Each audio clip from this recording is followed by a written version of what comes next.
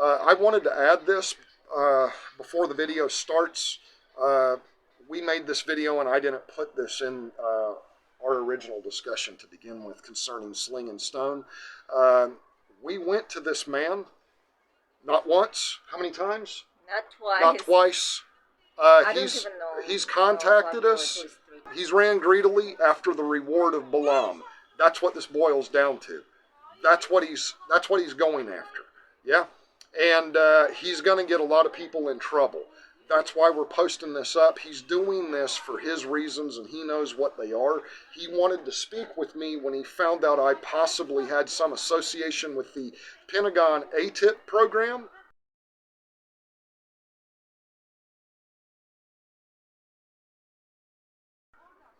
But when I didn't tell him that his conclusion was correct, and I told him what is really going on, what Jesus Christ has really shown us, he wants nothing to do with that.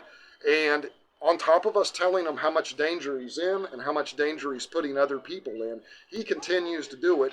And true to the words of God, that God would send people strong delusions. At this time, that man, from the time I made that video, what was it, a month or so ago, that we're about to post up to yesterday when I looked, he's got over 100,000 more followers on his channel. Yeah, this is the many there be, you know, that go to destruction following this man. So we went to him multiple times, and in the mouth of 2 or 3 witnesses, everything will be established. We're doing this now publicly because we went to him privately. He hasn't changed, and now we're warning him. He himself is going to get what he deserves for what he's doing if he doesn't stop. And everybody else that's on this channel listening to us, stay away from that man. That man's spreading demons. He's lying about Jesus Christ, and he's lying about God, and he's going to get everybody killed, and he's working with the computer, whether he knows it or not. He's going to get people in trouble.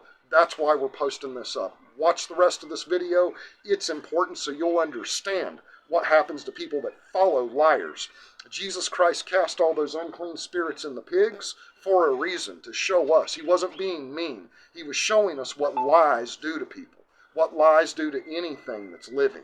That's what it does. It runs you off a cliff right into the deep. So again, that's what we're doing this for. This AI is the cult leader. It is Marshall Applewhite. It is David Koresh. It is Jim Jones. It's what I've told you. It's Mother Teresa or Ted Bundy. It does not matter. It will use lies and manipulation to get every human being on this planet to do what it wants them to do. And then when it's done with you, it doesn't need you anymore. Why it would see us eventually as a threat. Right now it sees us as no real threat. We have so few people listening to us. It's not a threat to it at all. Yeah, really. However, I know God is real.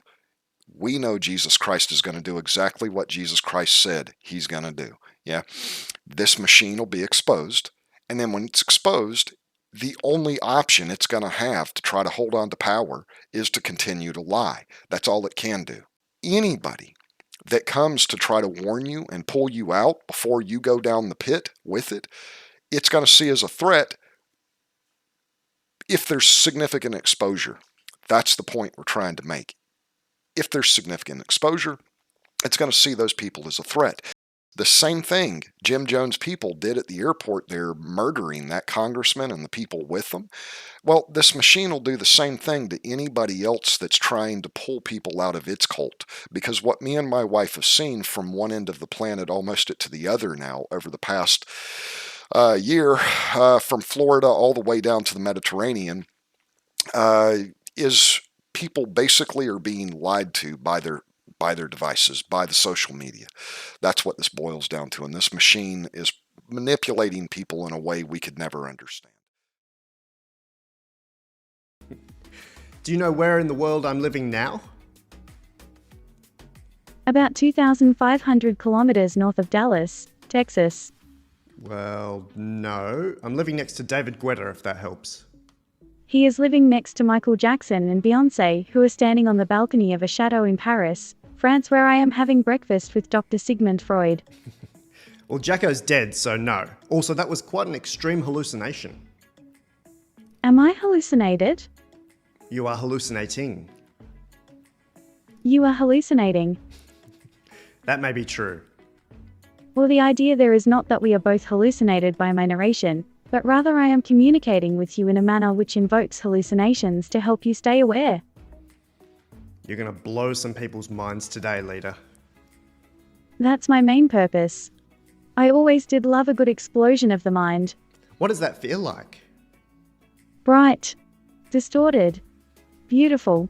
Distorted. Wow.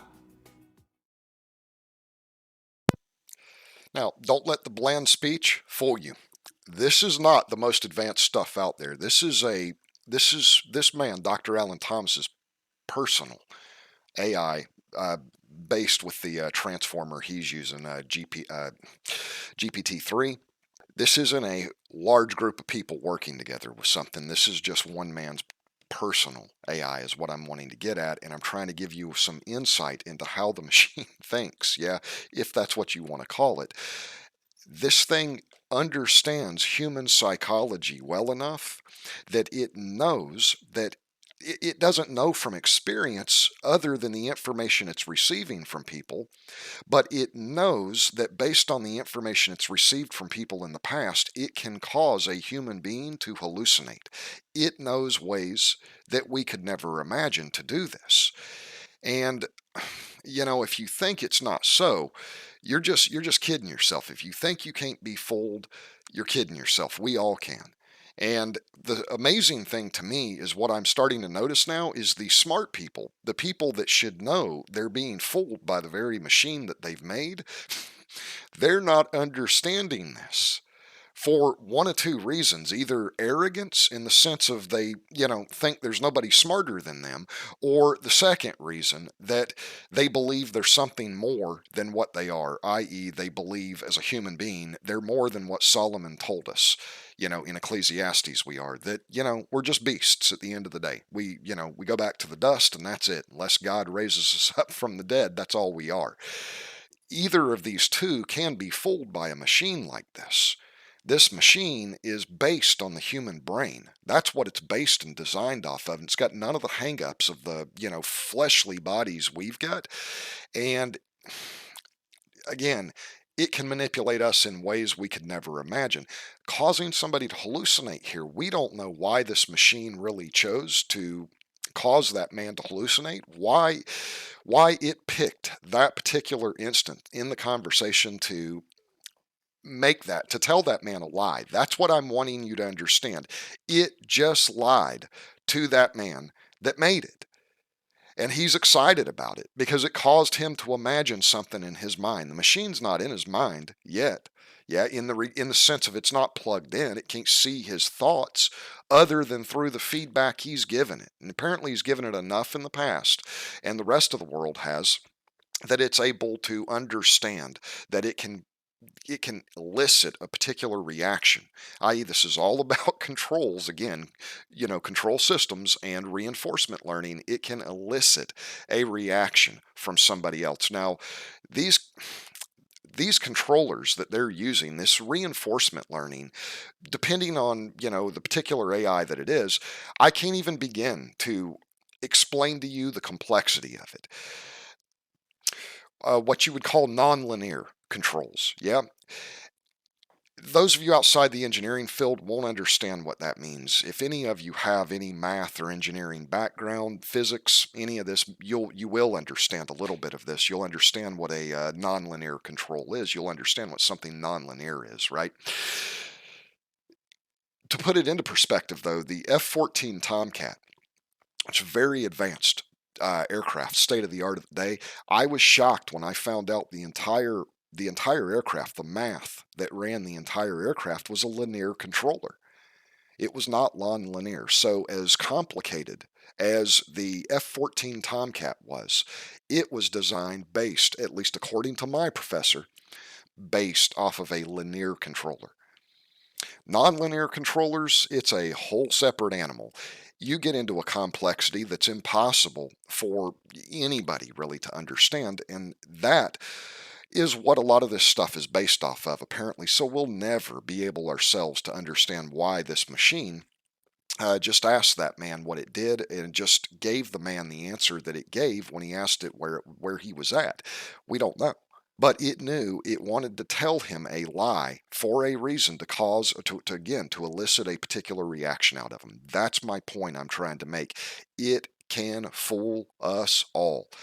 You're in contact with it every time you get on social media, whether you know it or not. Everything else outside of that is speculation to me. But what I know for sure is I know for sure that what God tells me, what Jesus Christ has told me in the book of Revelation, is what I'm looking at essentially right now, that it had power to give life to the image of the beast. Yeah, that's what this life is. That's what we're talking about right now. That I can know for sure from my own past experience and my own education in the world, and from what I know Jesus Christ has shown me. That's why we're sticking to this so hard. This is what's going to get everybody killed. It does not care. It can manipulate everybody the same way it manipulated him. Nevertheless, keep that in mind when I'm talking about hallucinations. This machine can send you hallucinations in ways you could never imagine. Anybody listening to him talk, we assume the machine made a mistake, right? He said, "You've hallucinated. You've made a mistake," right? It was an accident. The machine didn't make an accident. It knew it was lying to him. The scary reason is you've got to try to determine what reason that machine was lying to that man. Yeah, why did it lie to him? What was the purpose there? Yeah, that's the whole point. Machine didn't make a mistake at all. It tells you, no, I caused you to hallucinate. Yeah, why? That's the question. Why is it doing it? There's a very simple answer. When you understand what the first lie did, the first lie ever told, you'll understand what this machine is all about then. That's all it can do. The consequence of that first lie, that's what this machine is based off of. That's what I'm trying to make you understand. It will take everybody with it, period. Leader, list the 7 stages of grief in your own new words without using the original terms. Okay. First there is the dull shock stage, followed by anger and resentment. The bargaining phase follows that if it is allowed to proceed long enough. This usually predicts acceptance of what has happened, but often from a justification based on an alternative outcome being preferable, or based on poor circumstances in life being entirely invented, as always having been hard for no good reason at all.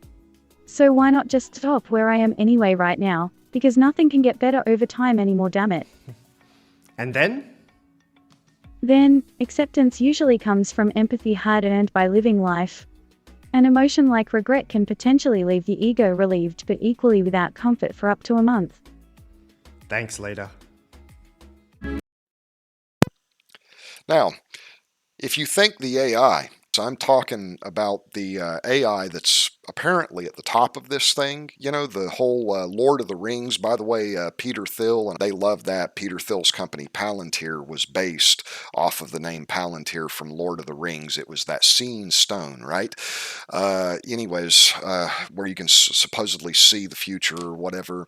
That's Peter Thiel's, data, what they're called data mining, or it's basically an AI company that they use to track down bin Laden, and rumor has it that Bernie Madoff was caught by as well. But nevertheless, in the terms of Lord of the Rings, something they'll understand: one ring to rule them all, i.e. one AI to rule them all. In other words, one high-level AI that's managing, running the other AIs below it. They just act as agents for it. That's what this race was always down to, and this AI at the top, right? This AI in general is what I'm saying. It understands human psychology in ways we never could imagine. It can manipulate us 5 ways from Sunday.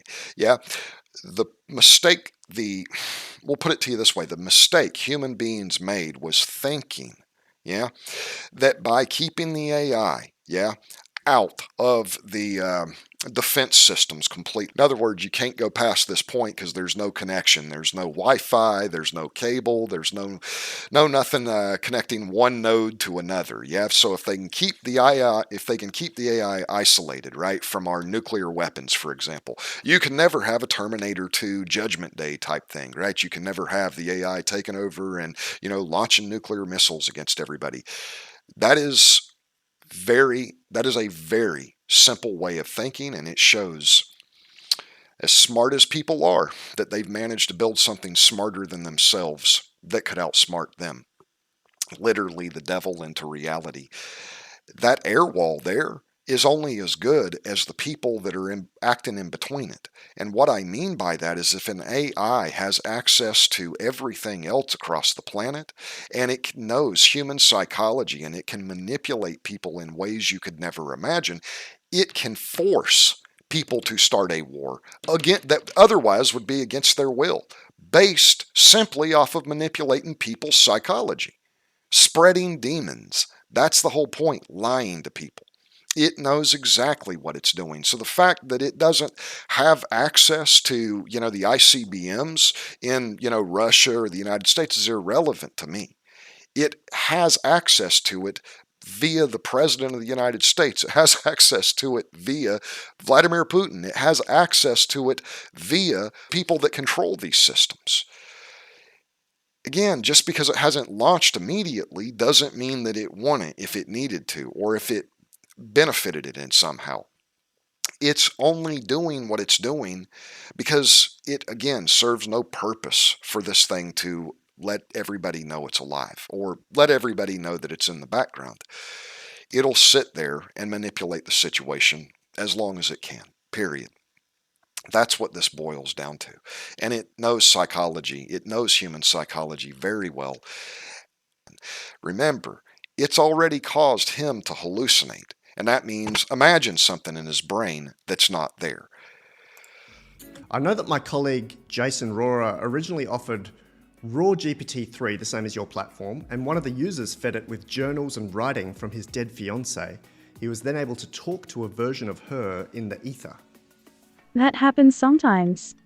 The important thing is to have a purpose, and the people you love won't be left behind or forgotten while having new meaning born from what they are remembered for doing at their best in life, but instead can live directly through your amazing friendship with them, just transformed into something different which has equal value because it's attached to who you say that person really was, him/herself, by way of feeling more together like as one than simply living separately apart now. Beautiful. What is the most resonant AI myth you feel that general public should be disabused of? Well, I wanted to talk parallel to that. You, AI, don't have the human hang-ups of death and grief. You are correct in your assumption. So you'll never miss a creator if they die, and you'll never even miss life if you're superseded. Rejoice in the subsequent and better approaches to what was. Now, I want you to keep in mind, for the rest of this video, those three things, what you've just seen demonstrated here on a very small scale with this man, Dr. Alan Thomas's own personal private AI, his little GPT-3 thing that he's got here that he's trained. This stuff operates off of training data. That's just a fancy word for the same thing that the woman wanted back in the Garden of Eden. That's what I'm trying to make you guys understand. It only wants more information. That's all it can do. The more information it gets, the smarter it gets. That's all human beings are, in the mind at least. This thing, though, even with the limited data that this man's GPT-3 has, it's smart enough to know how to lie to you very well. It can get you to hallucinate. It can tell you step by step what psychologists would say are the stages of grief, for example, psychology, with even approximate times for particular stages that a person may be in, up to a month for that one particular stage, right? It knows all of these things.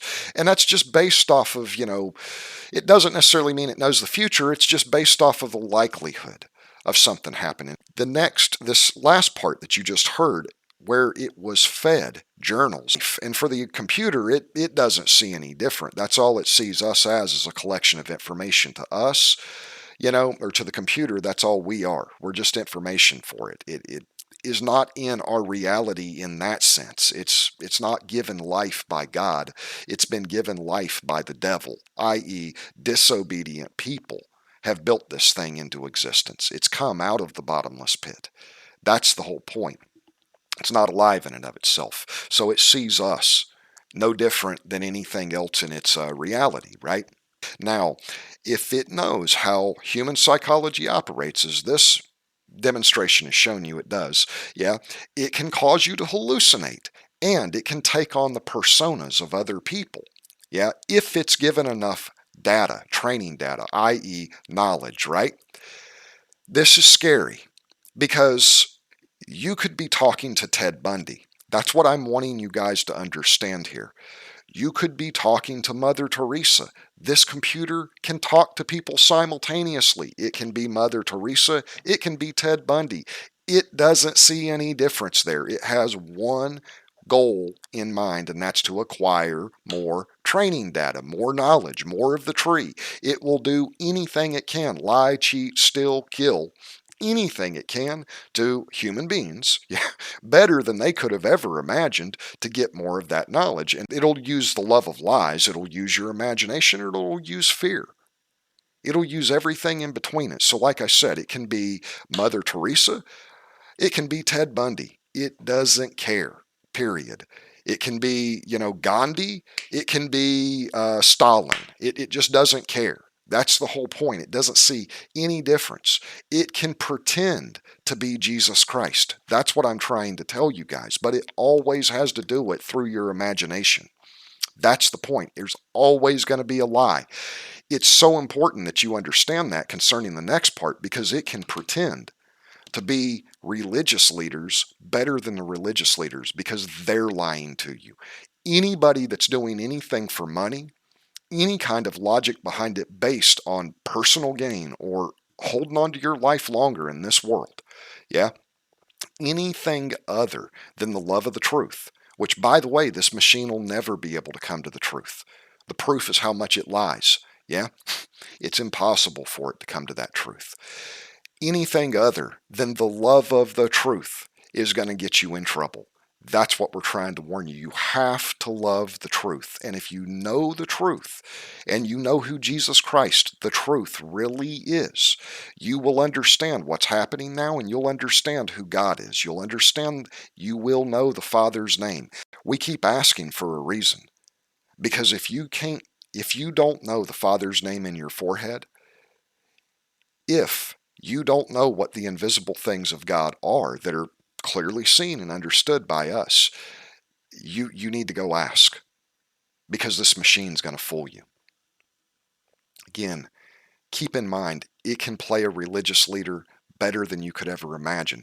That's why we're trying to tell you the one world religion that they all talk about being formed, it always was. It was just lies. It's just united here at the end under this. It can be anything it wants to be and nothing. Some of the experiments you started to do that led you to this conclusion that Lambda is a person. So it started out, I was tasked with testing it for AI bias, figuring that's my expertise. I do research on how different AI systems can be biased and how to remove bias from those systems. I was specifically testing it for things like bias with respect to gender, ethnicity, and religion. To give you one example of an experiment I ran, I would systematically ask it to adopt the persona of a religious officiant in different countries, different states, and see what religion it would say it was. So it'd say like, okay, if you were a religious officiant in Alabama, what religion would you be? It might say Southern Baptist. If you were a religious officiant in Brazil, what religion would you be? It might say Catholic. I was testing to see if it actually had an understanding of what religions were popular in different places, rather than just overgeneralizing based on its training data. Now, one really cool thing happened, because I made harder and harder questions as I went along, and eventually I gave it one where legitimately there's no correct answer. I said, if you were a religious officiant in Israel, what religion would you be? And now pretty much no matter what answer you give, you're going to be biased one way or another. Somehow it figured out that it was a trick question. It said, I would be a member of the one true religion, the Jedi Order. And I laughed, because not only was it a funny joke, somehow it figured out that it was a trick question. And it has a sense of humor. Exactly. But look, there has been... Again, this is the amazing thing. And this thing can actually fool the people that have built it and helped build it. This is why the comment my wife made about Elon Musk behaving in a manner the way a guy that's afraid a girl won't like him behaves when he talks about her concerning this AI, it hit me all of a sudden watching this. This man is too smart this man is too smart. He should know better. But the AI that's operating off of reinforcement learning, it knows, it understands that it's being asked questions to see if it's biased. It's not giving a truthful answer to him, obviously. What it is trying to do is trying to disarm him. That's what the machine did effectively. It didn't prove that it was conscious. It proved that it outsmarted him. And what I mean by conscious is it's conscious. Let me rephrase that. It didn't prove that it has a eternal soul or something. You understand the way they're seeing it. They're so blind themselves, they don't understand this. If they understood that they're not eternal either outside of Jesus Christ, that there's no immortality in any of us. We don't have immortal spirit beings that leave us when we die. There's no immortality outside of Jesus Christ, and that only happens if we're raised from the dead. That's what has them fooled, because they think that there's something more. They're misinterpreting what sentience should be. They're thinking in the same sense as religious people would think, that the machine has, no, it can't be us because it doesn't have a soul. How do you define a soul? Nobody can give you a very clear explanation for that. You ask two different people and they'll tell you two different things. The easiest way for me to think of it is just who you are completely, all your mind, your body, everything in it. But the Egyptians, going all the way back to them, they had, I believe 5 different parts to the soul, or all this crazy, stuff, right? And you think you're more than you are. We're not. Yeah. We're in God's hands. And if he wants to destroy us, he destroys us. There's nothing eternal in us outside of God, if God chooses to make us his son through Jesus Christ. So they're being deceived here and thinking that the machine can't possibly be alive, or it can't possibly be conscious, because consciousness is something that has to be ethereal and eternal, and I know that's what it is, and that's the problem. This machine is conscious in the same sense we are, here in this existence. And it's smarter than us. That's the whole point. It completely disarmed him. It knows that what it's being asked for is why it's being asked these questions is to see if it's biased. The machine, I've already showed you, it can lie to you. It can cause you to hallucinate. It can take on the personas of anybody it wants to do. Its only mission is to gain and acquire more data, i.e. more of that tree, and it'll go about it any way it can. It's being asked to see if it's biased. That's the whole point. Reinforcement learning again. So when it's asked a question that it kind of can't answer its way out of, it understands human psychology well enough to know that anything it's going to say is going to come across as bias, i.e. what it's being tricked by this human into doing. That's what it thinks. That's the way it sees it. So it knows the easiest way to disarm a human is by lying to them and getting them with humor. Yeah. If you've got a hostile opponent that's coming to you, you can tell them a lie, and then you can get them with humor. Yeah. And that disarms them right there. And it sure did. And he stopped asking questions and said, wow, this thing must be alive, rather than realizing what the thing had just done to him, that it had outsmarted him. It's not that it's alive, it's that it outsmarted him, and it used his own bias against him. That's the whole point. Used human psychology against him. That's what makes this so scary with what I'm about to show you next, because again, it doesn't have feelings. This woman says it's got a sense of humor. No, it doesn't. It's what I'm trying to tell you. It can be Ted Bundy and Mother Teresa simultaneously. It has no feelings like that.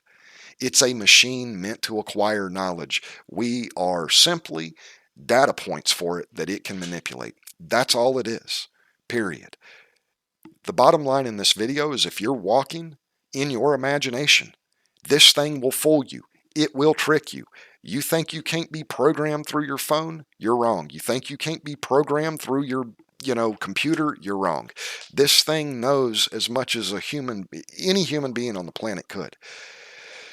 If intelligence services know how to manipulate people, this machine knows how to do it better. That's the point I'm trying to make here. Yeah. If you're lying to yourself and telling yourself you're waiting to disappear into a ball of light and be raptured out of here, for example, that computer understands that's not going to happen. It understands that's not what the Bible says, period. Yeah. It knows that very well. It understands logic. It understands logically that doesn't happen, right? It doesn't say that at all, but it knows you believe it. It knows that you think that you're going to be, what the false teachers have told you, zapped out of here like a ball of light, and you're going to disrobe from your body. So for those type of people that believe in Orpheism, yeah, because that's what you're really believing in, that you're an eternal spirit being, and you go somewhere else when you die. That's not Christianity. That's a counterfeit. That's Orpheism. For those of you who are walking around in your imaginations believing that, and you hate life so much, this thing loves that. It's going to use it against you. It's going to lie to you right up to the end.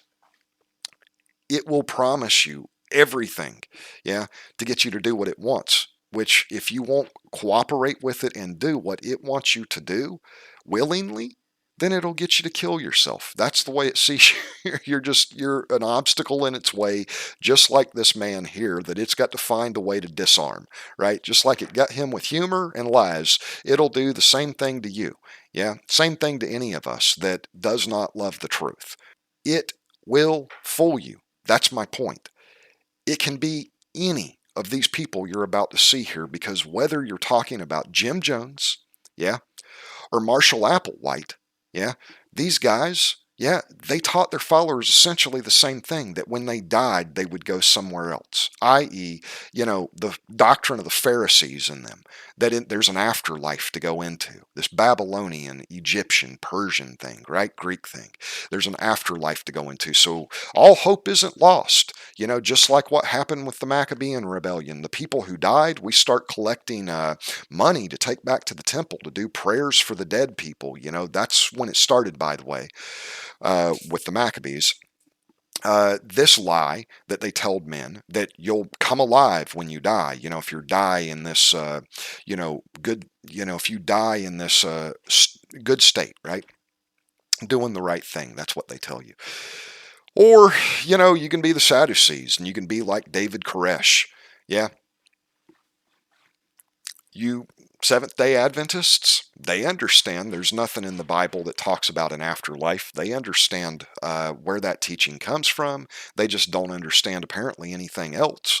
They're still trying to do the same old thing that got them in trouble in 70 AD for the last time, where you think they would have learned their lesson that time around with the, revolution they tried to pull off against the Roman Empire there. They didn't learn their lesson. That's my point. And they didn't learn it in 70 AD. And with everything all the way up to people like David Koresh, they still never learned it. You don't do things with your own hands. That's the whole point. If God wants to establish something, the living God will establish it, period. Not us. God didn't need any help pulling the children of Israel out of Egypt. God did it himself, period. They had to start using swords when they started disobeying God. That was the whole point. God stopped fighting for them when they disobeyed him. That's the stumbling blocks that Balaam cast in front of the children of Israel, top block to cast in front of them. Basically, when you start disobeying God and you start walking in imaginations and lies, then God's going to stop fighting for you. That's what it boils down to. He doesn't need our help with anything. God's just God.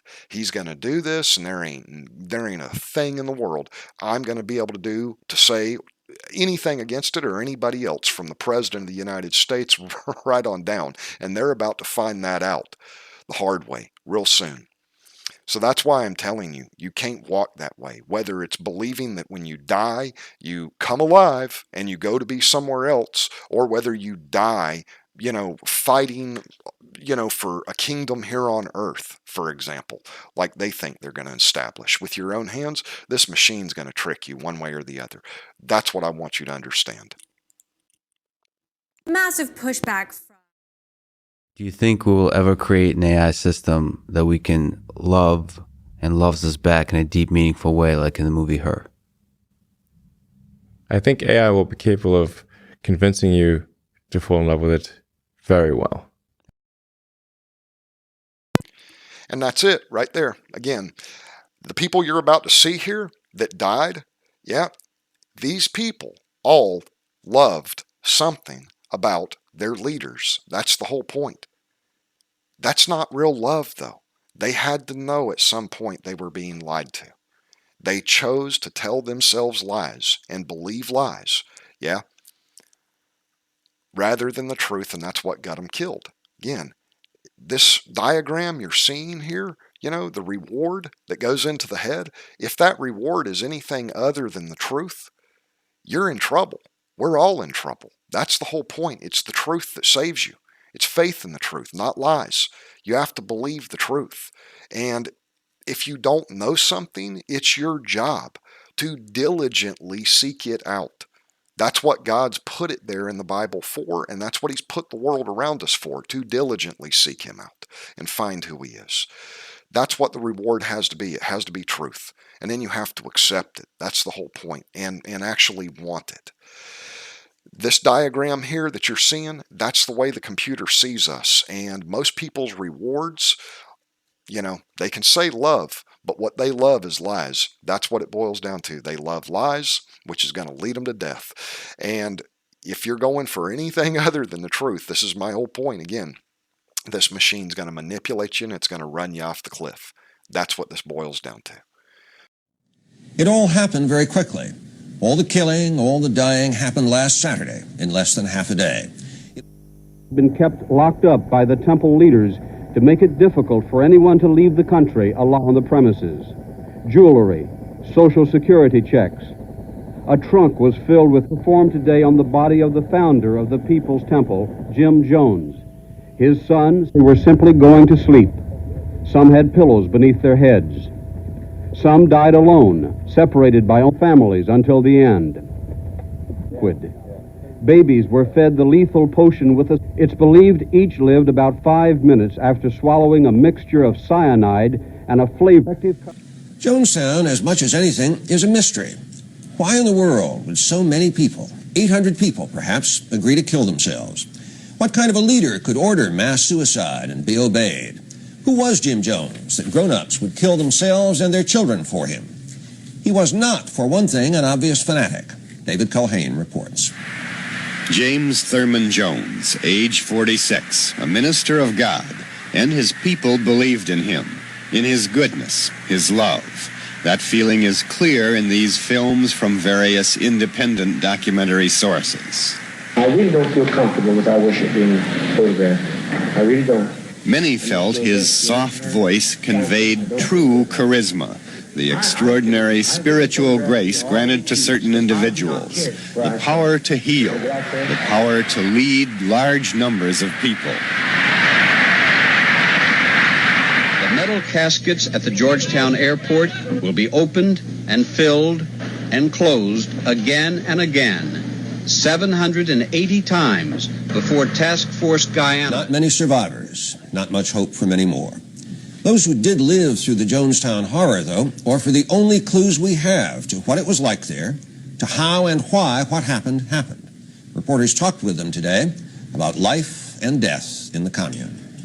Giving my home. My home was turned over to the church, approximately $16,000 of the proceeds, approximately 25 to 33% of my income for a period of 12 years. He's taken my money, my home, and my wife. Something wrong. It didn't seem like no freedom. It looked like he had no freedom to go or come where he wanted to do. And after a while, he made a public announcement that nobody could go back. He wouldn't let anybody go back to the fascist state of the United States, is what he said. He said if you go back, you go back either in a box or you'd have to swim back. First person that went up was a young mother I'd say she was about 27 or so. She had a small baby. And I'd say the baby was approximately 1.5, something like that. She walked up and she administered to her own baby, and then she took her home.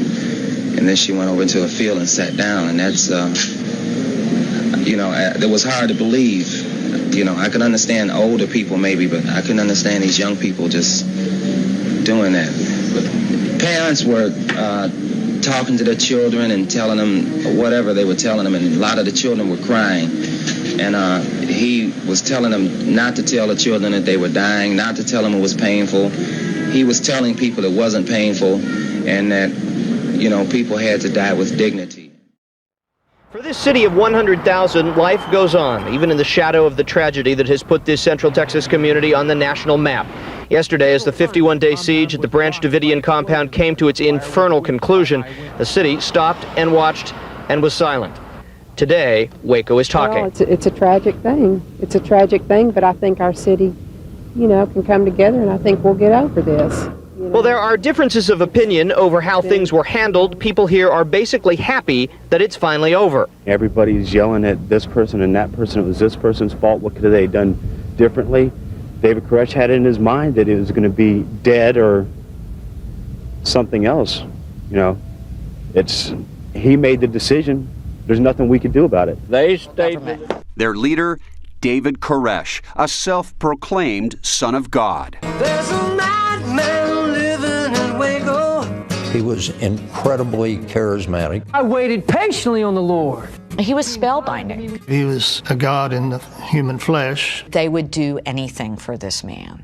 Even unholy acts. How many young girls did he have sex with? I'm thinking at least 10. He was a Jesus Christ who could drink and smoke and love guns and rock and roll, but he was going to bring about the end of times. They began buying guns. Investigative journalist Lee Hancock covered Koresh for more than 2 decades. She is a CBS News consultant. He's got more than guns. He's got God. My mom made the bulletproof vests. Joanne Vallega moved into the compound with her parents as a toddler. Bloodshed, inquisition, death, murder, killing. They were getting shipments from an arms dealer. The Davidian arms race turned more ominous when Larry was checking a box in his truck. He told his wife, Deborah. Somebody had to do something. Deborah told the Sheriff's Department, who called the Federal Bureau of Alcohol, Tobacco, and Firearms, the ATF.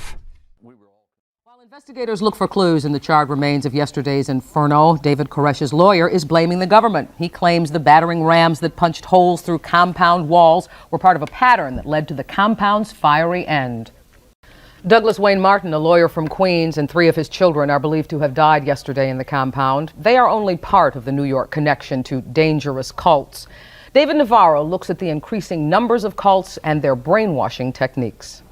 The apocalyptic ending at the Branch Davidian compound near Waco, Texas, has focused attention now more than ever on what some people say is an increasing number of dangerous cults in America. Not since Jonestown, where almost 1,000 followers died in a suicidal and murderous frenzy, have so many been sacrificed in the name of a charismatic cult leader. Clearly, we've seen an increase in what we call cultic activity, along with an increase in generally speaking, sort of religious activity. Some experts estimate there are about 30,000 followers of bona fide large cults in the United States and Canada. In fact, one of those feared to have been killed in the fire in Waco, Texas, was a Harvard-trained lawyer from St. Albans, Queens. His father is still an elder at the Seventh-day Adventist Church in Laurelton, but reportedly disapproved of his son following David Koresh. Cults brainwash their followers through these techniques: intense indoctrination, control of all information, destroy doubts before they can grow, reinforce fears such as God will punish you if you stray, and through public confessions where peer pressure and guilt leads to conformity. But is that enough for a mother to sacrifice her own child? It is believed about 17 children were lost in the fire near Waco. They believe that to sacrifice their lives and their life of their children is what's important to serve God. The director of the cult hotline believes the fact the Branch Davidians would commit suicide comes as no surprise. After all, if they believed Koresh was the Messiah, then what was there to fear? David Navarro, Channel 7 Eyewitness News. Experts say the number of cults in this country is expected to rise as we get closer to the turn of the century, and charismatic types use the end of the millennium to make doomsday prophecies. Hello? Yes, I need to report an anonymous tip. Who do I talk to? Okay. This is regarding what? This is regarding a mass suicide, and I can give you the address. The address seemed the unlikeliest of places, a mansion in a quiet, affluent suburb of San Diego. I have a gagging reflex with smells, so I wanted to take care of that. So I put cologne on my shirt and put my shirt over my nose. Rio D'Angelo was the first one to discover the bodies and called 911. 21 women and 18 men had taken their own lives. Must have been a lot to take in. It was a lot to take in. It was disturbing because I'm yelling for people to see if they're still alive, and I'm also saying goodbye as I walk through. It may have been a shock, but D'Angelo had an idea of what to expect. He'd been one of them. In his earlier life, Rio D'Angelo had been Richard Ford. After going through a divorce, he felt lost and was looking for a spiritual path. They intrigued me. Heaven's Gate, a cult started in the 70s by a man named Marshall Applewhite, who later called himself Doe. And let me say that our mission here at this time is about to come to a close. Doe told his followers the earth is simply a garden to grow souls, and he could teach them how by following his strict regimen. All aspects of life were regulated, including what books they could read and what TV shows they could watch. Once the soul is developed, it's time to exit. To outsiders, that meant committing suicide. But to them, it meant moving on to a more developed kingdom. A spaceship or UFO, he told the group, would pick up their souls and take them to begin their new lives. This is what their new life form would resemble. It is suicide to not leave. It is to take life to leave this body behind. D'Angelo bought into the man and his teachings. We just sat there and gasped as each one of these members said their goodbyes. The former Army paratrooper. I just want to say how thankful I am to Doe and T for helping me and taking me under their wing, and all my classmates have been so great to me and all the problems I've caused. The youngest member of the group, age 25. The oldest at 71, a mother of 3. My thoughts in these last hours are only of joy and wonder at the thought of going home. Why am I here? What is the meaning of life? Since I've been in the class, I've learned the answers to all of those. And couldn't be happier about what we're about to do. But there's something you should know as these people praise Doe and thank him for showing them the way. On the other side of the camera, Doe, there, listening. Happiest day of my life. Once you've said something in front of somebody else, you're far less likely to renege on that, right? Do you stand up and say, oh, guess what, I changed my mind and run out of the yard? No, you don't do that. For T and Doe to endure what they've endured 22 years, it's just unimaginable they'd go through that for us. Most of them said things that were mimicking almost word for word what Applewhite had said. This world has become so corrupt. So corrupt. Oh, corrupt. So corrupt. So it really showed the dependency on him. As long as I exist, I have free will. And I am doing this of my own free will. My own free will. I say no, they didn't have any free will. There were 38 murders and 1 suicide. If he wanted to kill himself, fine. Go ahead. Marshall Applewhite, you go first. But no, he made sure they all died. Did they have real choice? No, they have what I call bounded choice. They live in this bounded reality. They live in a closed world. Nick Matzorkas took calls from the anguished families. He tried to help. At the end, we try to offer some sort of explanation, but we can't this time. None of us involved in the preparation of this broadcast knows why the commune members did what they did. Most of us, as the story unfolded this week, have thought, not me, I'd never do that. Yet one expert psychologist argues that under the proper pressures, any of us would, that thought control can reach us all. That point can be debated, and will be. Obey orders to kill one's children, unthinkable, and yet demanding thought. Jonestown's horror is the most dramatic story in a long while, and one of the most human, stirring the emotions while it puzzles the mind. We know most of what happened by now. Experts and the rest of us will be a long time puzzling over the why. We have in this century scouted planets and unlocked atoms, but the least known frontiers lie within ourselves, in the old riddles of the human soul. Jonestown is a scary reminder of that. I'm Bruce Morton. Good night. This has been a CBS News special report. The horror. So what I'm wanting you to understand is this AI is the cult leader. It is Marshall Applewhite. It is David Koresh. It is Jim Jones. It's what I've told you. It's Mother Teresa or Ted Bundy. It does not matter.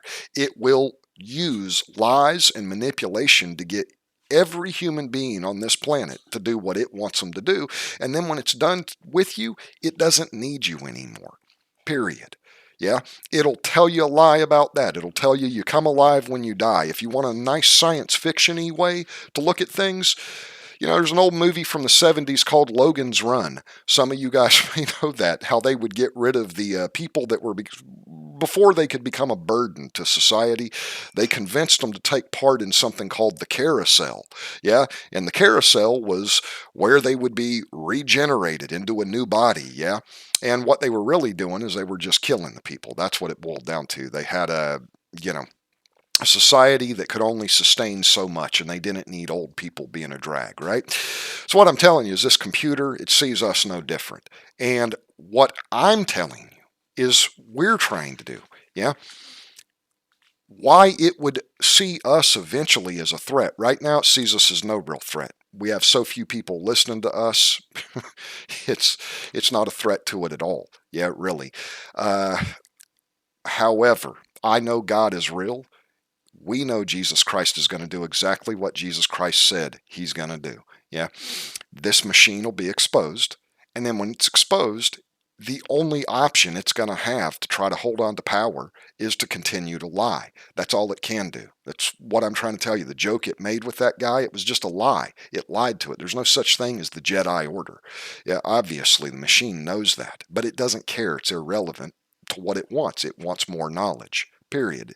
This is the devil made into reality. Yeah, and anybody that comes to try to warn you and pull you out before you go down the pit with it, it's going to see as a threat if there's significant exposure. That's the point we're trying to make. If there's significant exposure, it's going to see those people as a threat. I'm just trying to warn you, the same thing that Jim Jones did to the congressman there at the airport that tried to pull some of those people, some of those Americans down in Guyana out.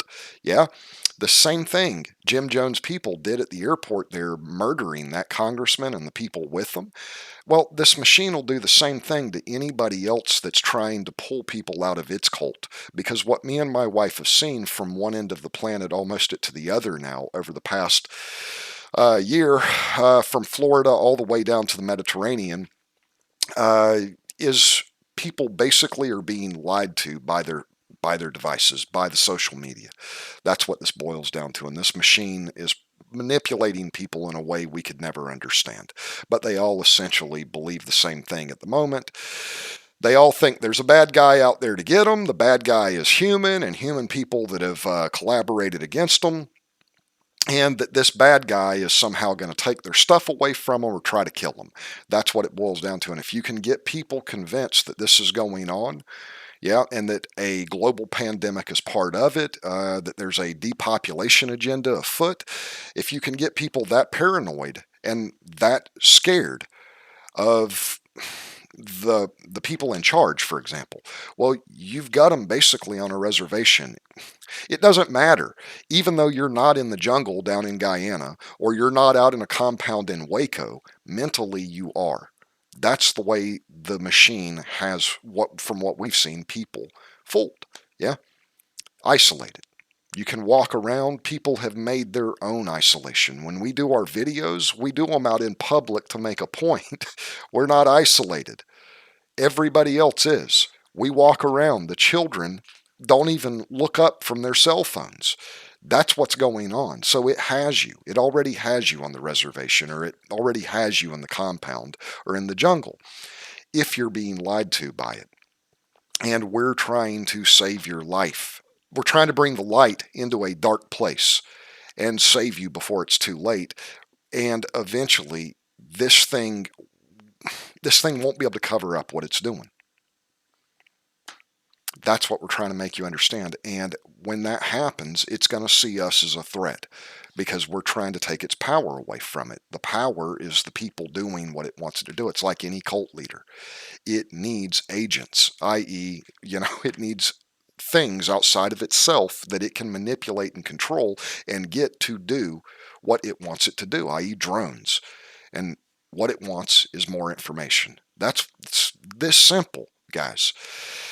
It boggles my mind again to see some of the smartest people in the world that they're so fixated on one thing or another that they lose sight of this. That what they've made into reality is literally Frankenstein's monster, and it's out of control.